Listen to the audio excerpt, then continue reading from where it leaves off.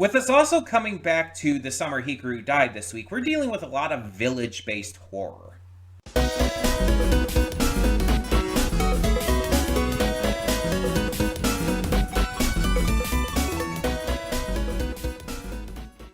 Hey everyone, welcome to Princess of Gay. I'm your host Connie, and today we are here with my blind reaction to The Village. So this is a movie that came out in the 2000s that I haven't seen and don't really know anything about. I've heard it's pretty popular. I've heard a lot of people like it. That's pretty much it. Um, so I don't know exactly what to expect with this. I don't know what we're getting into. Based off the title though, The Village, and knowing this is a horror film, there's a lot of different ways this could go because village-based horror can be pretty diverse. You can go with something that's a little more cult-like. You can go with something that's like, oh, like a monster or a demon, which, mind you, that could also go into cult-like stuff. You can deal with like just crazy shit happening. A killer you could always do. Even like an outsider or something, like visiting this village that just ends up being super fucking creepy and weird and fucked up. All kinds of different things. So I don't know what to expect from this. I don't know who's in this at all. I have not heard anything about like the cast of this. I do know one thing about this movie. I know it has a twist. I don't know what the twist is because every time I've seen like a video or mention or anything of a video or mention, every time I've seen a video or anything mention like, oh, the twist for the village, I've like avoided it. I've turned it off or skipped ahead or something because I didn't want to know because I knew I would eventually watch this, whether on my own or for a reaction. So like I've seen like Watch Mojo videos that talked about like horror stuff, and it's like whenever it got to the village, I always would skip ahead or whatnot because I didn't want to know the twist of this. So I don't know what the twist is. I just know it has one. Um, and again, it could be a number of things. So yeah, I don't know what to expect from this, but I am really excited because again, I know this movie is well received. And I like, at least from everything I've seen, I like checking out movies that are well received because it's like, am I going to like it as much or am I going to dislike it? Am I going to like it maybe even more than most people do? Who knows? It's kind of the same reason I like to watch movies that are poorly received because it's like a lot of times I end up liking those a lot more than other people do. Like I actually really love Batman v Superman: Dawn of Justice. I love the 2016 Suicide Squad. I think they're fantastic films. I actually think the 2016 Suicide Squad is better than James Gunn's The Suicide Squad. I think it's a better movie. I know I'm in the minority there. I don't give a shit. I also like the Marvels, and I also like just a lot of things that people don't. And there's a lot of things that people love that I don't like. Or at least not as much. Like, I don't like WandaVision, going with MCU stuff again. I really don't like WandaVision. I'm not the biggest fan of Loki either, to be fair. The character or the series. In terms of the MCU specifically. But yeah. Point is, my thoughts don't always align with everybody's. But whenever I see like a movie that's like well received, I want to at least check it out because I want to see if my thoughts are going to align or not. And sometimes they do. Sometimes I absolutely see the hype. Like, oh, what is that prison movie called? Oh my god. With Morgan Freeman. Wow, my mind is going to blank on me. Famous prison movie. Morgan Freeman. Shawshank Redemption, yeah. Mind you, it's a kind of a weird title, so. But yeah, The Shawshank Redemption absolutely lived up to the hype. Like that's considered one of the greatest movies of all time, and I can see why. Same with The Green Mile. That's another movie that like I absolutely agreed with all the hype on. The Green Mile is one of those few movies that I consider to be actively perfect. So it's like, yeah, sometimes I do agree. And again, it's just always an interesting thing to find out what I will and will not agree with the masses on. So, that being said, I don't know exactly what we're getting into here. I know there's a twist, and that's pretty much it. So, let's check this movie out and see what we have in store. Hold up just a sec. Before you click that link down in the description below to get to today's video, I want to remind you of all the awesome content we have both on this channel and the Princess of Gaming channel. Let's check it out.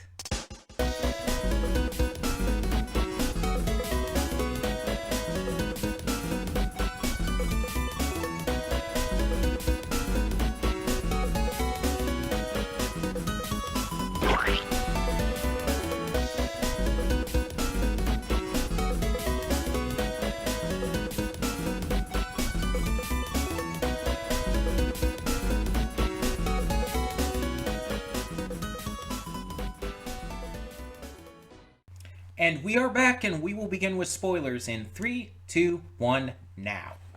So I want to address this first because I said I was going to address it, and I don't want to forget. I have a tick. And I don't know if it's because of my autism. I don't know if it's because of something else. But when I get really emotional over something, I tend to laugh. Like little chuckles, like you heard at the end there when the credits started rolling. And the reason I got so emotional over this is because it like fully hit me at the end. Like everything really just like came crashing into me and fully hit. Like the message, the theming, the twist itself, like which had already happened like well before the twist was revealed, like a bit before the ending. But it all kind of came crashing into me. That this was probably, if not my favorite M. Night Shyamalan film, one of them. And here's the thing. The twist that this takes place in the modern world is actually not the twist that I think is like the most important one. It's not even the twist that the monsters were fake. It's about why the village was founded. Which, I mean, it's not really much of a twist, because we kind of gather that throughout the film. Like, they wanted to escape, like, the towns and everything. And we hear throughout the film of, like, the different plights that they've gone through and losing their family members and stuff. But, like, we get the full picture of it by the end, and it fully comes to a head in a way that just really is satisfying to me. This was a group of people who had lost their family members to rape, to murder, to societal violence. They met at this grief counseling service, and under Walker's, the father, Edward, I think his name was, under his idea and his money, because he mentioned his father was rich, he came from money, he was able to put together this wildlife preserve, which in reality was just a front in order to create this village. He moved his own family and the family of everyone he met through this grief counseling to the village to start again. The elders, basically. They started again, like, presumably a couple decades in the past, like 2 to 3 decades in the past. And they just formed a wholly new society reminiscent of old, like, 18th, 19th century villages. Fully self-sufficient, no money, no weapons, away from the aspects of society that can cause pain, that can cause the sorrows that they've been through.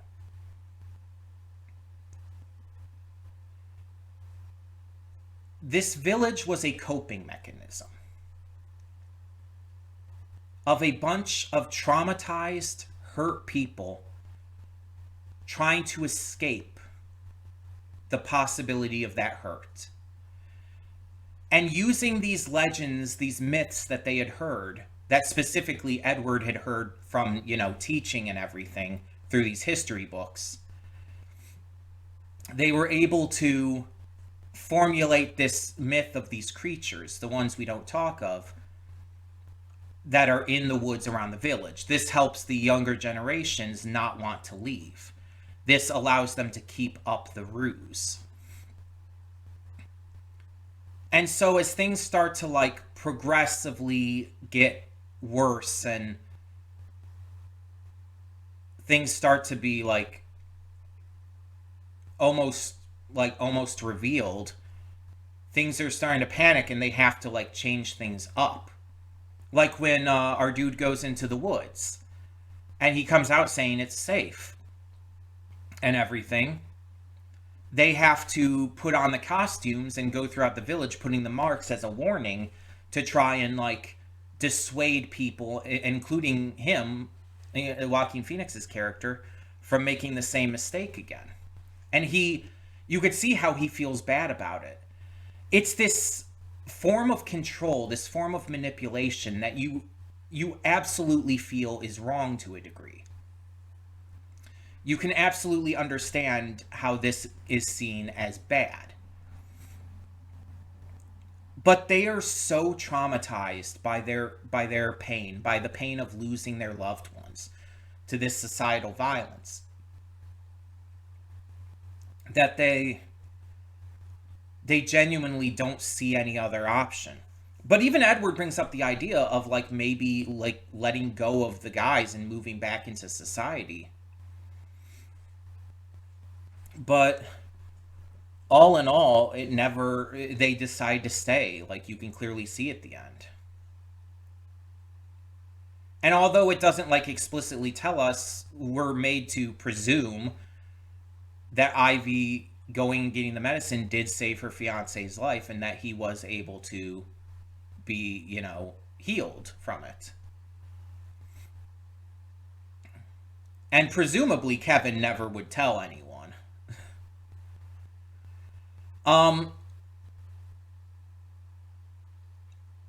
The twist, like, wasn't even that shocking. Like, I mean, I didn't expect it. I didn't, like, think it was going to happen or anything.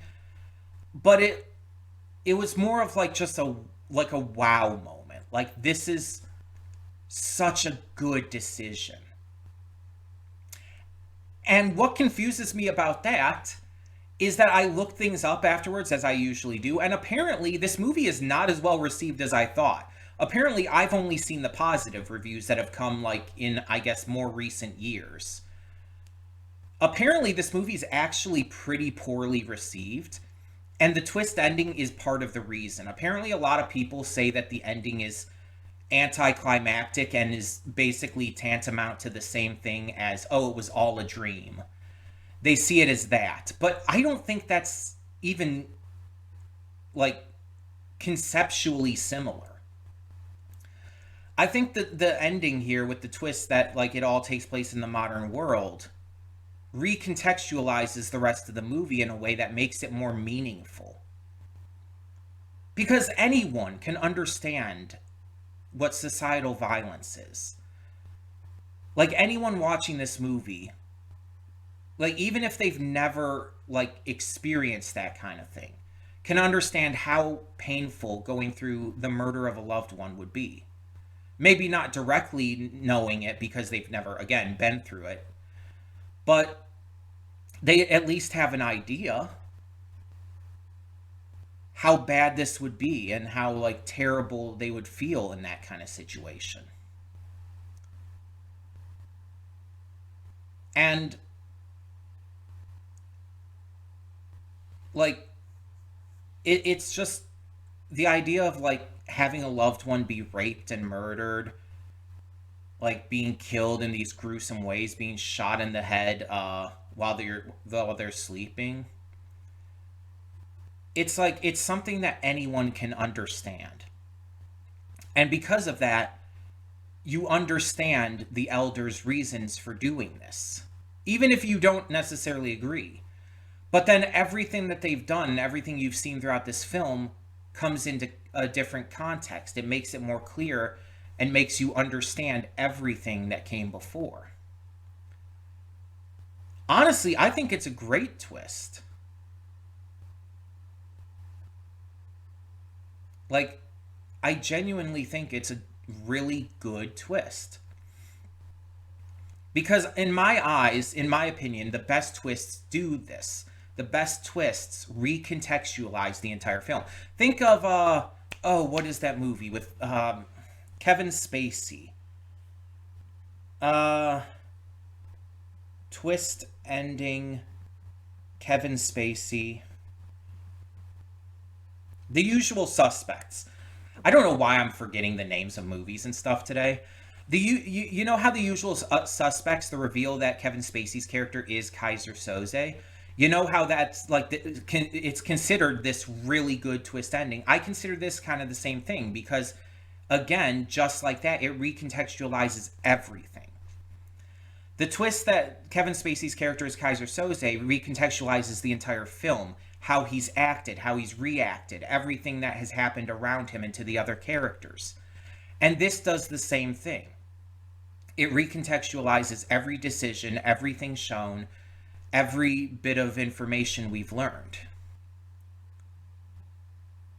The deaths that occurred, the attempted murders, everything makes sense once you know the revelation.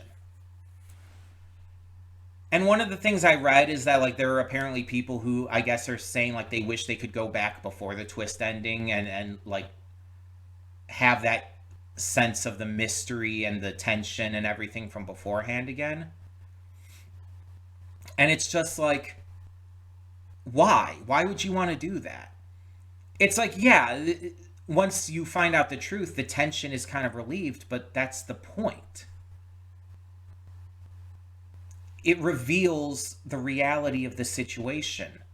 The horror of this horror movie is not monsters. It's not like the threat looming over these villagers in the current day. It's the threat looming over the villagers from the past. The horror is humanity, is societal violence, is rape and murder.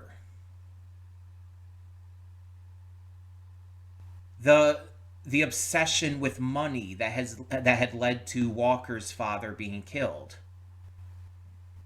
Guns that do nothing but hurt. Things like that.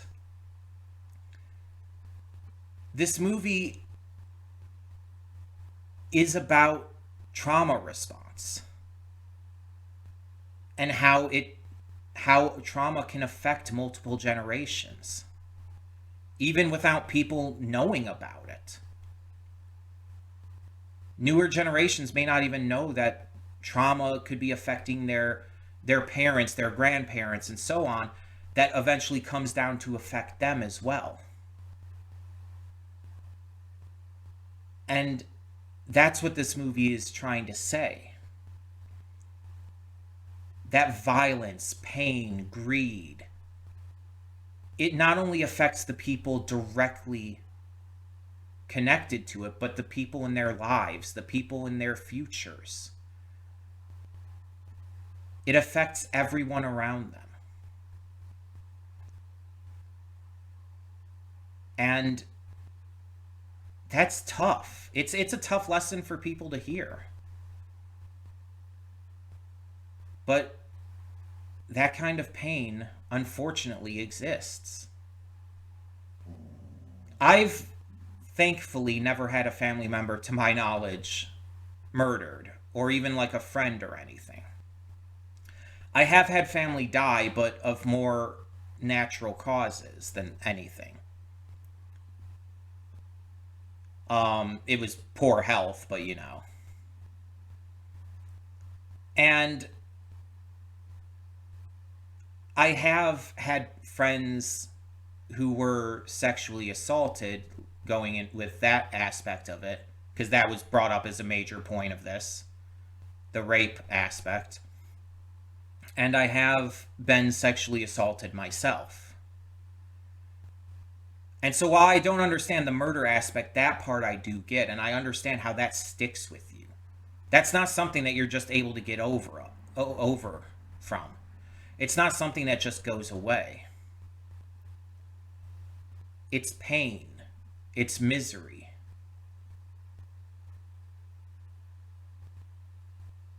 And it stays with you the rest of your life. And it's tough, and it absolutely will affect any loved ones around me and any in the future. It's something I have to think about. So it's a crazy thing to think to contemplate on. Now, outside of like the twist and the messaging and theming, this was also just very investing. I was invested in the film from start to finish. I got very invested in the characters. Like I got like super emotional and everything when I thought like he had died, and seeing like Ivy's like reaction to everything and like being so distraught by it. I'm glad he survived, but I like, I got very emotional because I was attached to the characters. And then on top of that, I just really was invested in like the mysteries of everything going down. And that's why the twist worked so well, because it like again recontextualizes everything that I was already invested in, and honestly made me more invested in it. On top of that, you had like an absolutely star-studded cast with amazing performances. Though Jesse Eisenberg was a background character. Like, why was he credited? He was like shown twice in the entire film that I saw, at least. Never spoke and was never focused on. He was a random background character. But like, everyone did amazing. Bryce Dallas Howard was phenomenal, but let's be honest, she always is. Obviously Brendan Gleeson, for as small of a role as he had, I kind of wish he had a little bit of a bigger role. He was great. Obviously William Hurt was phenomenal. Definitely one of the best performances in this.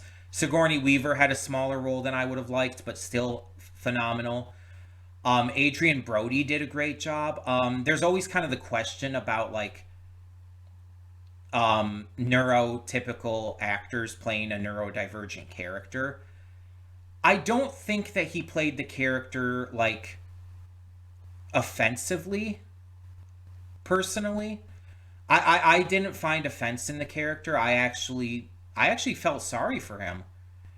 And like they even made a point of like saying at the end, it's like they're gonna bury him with like respect and give him like a proper burial and everything. I think like they didn't like even punish him outside of like locking him in the quiet room or whatever it was called, because they probably understood it's like he wasn't all there. He wasn't in his complete right mind, and so it wasn't his. I mean, it wasn't entirely his fault. He's genuinely not well, and so the movie, in my eyes, makes you sympathize with Noah, and so it doesn't like come across as offensive as a portrayal. It makes you, if a movie makes you sympathize with a character like this, I actually find it to be like a good portrayal in that way. But Adrian Brody did a good job either way. Um, like I said, he's like Justin Long, but can actually act. um, and then of course you had Joaquin Phoenix, who did a fantastic job. Like he again, another actor who's just pretty much always great. I mean, you could say that about all of the main actors in this. They're always good, like in everything they're in. It's like such an amazing cast. It's just I really loved this film. I got really invested in it. I loved the twist and what it meant for the movie and for the context of everything. Hell, I mean, you could kind of count all of the different twists as like one continuous, like multifaceted twist, and all of them definitely recontextualized things each time a new part of the twist was revealed. And so it's like that's definitely like one of the big aspects of it.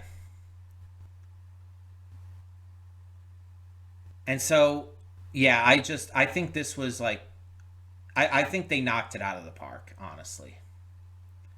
I don't care if I'm in a minority there. I don't care if most people don't like this movie or the ending or the twist. I don't care. I kind of said it in the pre-thoughts. I like seeing movies um, that are either really well received or really not well received, and then seeing how my opinion differs, if it does. And in this case, I was actually wrong about how this was received. I've just only seen the positive reception. Apparently, it was mostly negative, but that makes it more interesting because I was like extremely positive about it. So that's an interesting contextualization regarding it. Um, and I'm not going to say people who didn't like this are wrong. Everyone's entitled to their opinion, and no opinion is wrong. An opinion on a film, a show, a video game, etc., anything like that cannot be wrong because it's subjective. It's your own opinion, it's your own viewpoint. So if you didn't like this movie, that's fine. But I loved it. And maybe for some of the reasons that people didn't like it. The twist, obviously, being one of the things I love that people didn't like, apparently. But yeah, this was really good for me. I love movies like this in the first place that have like that mystery element. And then you add on like the twist that recontextualize the entire film, phenomenal acting, likable characters. Everything just worked out really well for me. So tell me in the comments below, what did you think of The Village? Did you enjoy it as much as I did? Were you more mixed on it, or did you not like it? I'm open to any interpretation. Just be, kind about it. No reason to be, rude or confrontational or anything. Just, be nice in the comments. Don't hate on anyone else for their opinions. But I would love to hear yours. So let me know once again down in the comments. And for now, I'm Connie, and I'm signing off. See you all next time.